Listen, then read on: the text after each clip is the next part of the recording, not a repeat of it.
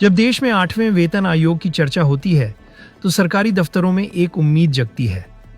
पक्का कर्मचारी सोचता है वेतन बढ़ेगा, भत्ता बढ़ेगा, महंगाई का बोझ कुछ कम होगा।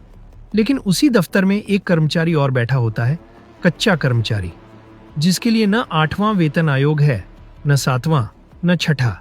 उसकी सैलरी वहीं अटकी हुई है जहां से महंगाई कब की आगे निकल चुकी है। आज जब 8वें वेतन आयोग की बात हो रही है तो सवाल उठता है, क्या कच्चे कर्मचारी इस देश का हिस्सा नहीं है? सरकारी दफ्तर वहीं, काम वहीं, जिम्मेदारी वहीं, लेकिन वेतन में जमीन आसमान का फर्क।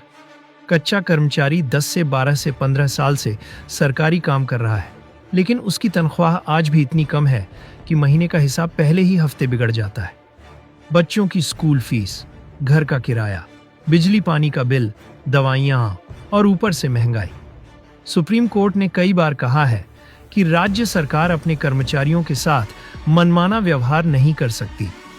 कोर्ट ने यह भी माना है कि अगर कर्मचारी से लगातार काम लिया जा रहा है तो उसे असुरक्षित और उपेक्षित नहीं रखा जा सकता। लेकिन जमीनी सच्चाई यह है, जब वेतन आयोग आता है तो कच्चे कर्मचारी फिर से छूट जाते हैं। राज्य सरकारें कहती हैं ये संविदा है, ये आउटसोर्स हैं, इन पर वेतन आयोग लागू नहीं।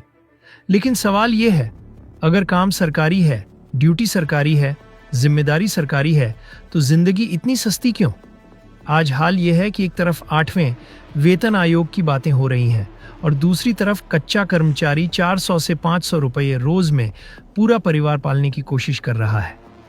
और सबसे बड़ा डर, नौकरी कभी भी जा सकती है, न नोटिस, न कारण, न सुनवाई। सुप्रीम कोर्ट ने कहा है, बिना कारण, बिना प्रक्रिया सेवा समाप्त करना मनमानी है। फिर भी विभागीय अधिकारी इस डर को हथियार बनाकर रखते हैं। यही डर कच्चे कर्मचारी को चुप रहने पर मजबूर करता है। आज सवाल सिर्फ वेतन का नहीं है, सवाल बराबरी का है, सवाल सम्मान का है। अगर 8वां वेतन आयोग पक्के कर्मचारियों के लिए है तो कच्चे कर्मचारियों के लिए न्याय कब आएगा? अगर आपको लगता है कि यह सवाल जरूरी है, अगर आप चाहते हैं कि कच्चे कर्मचारियों की सैलरी, उनकी जिंदगी और उनकी मेहनत सिस्टम को दिखे, तो इस वीडियो को अभी लाइक कर दीजिए और रिपोर्टर सनी शर्मा को फॉलो कीजिए। क्योंकि जब तक सवाल जिंदा रहेंगे तभी बदलाव की उम्मीद जिंदा रहेगी।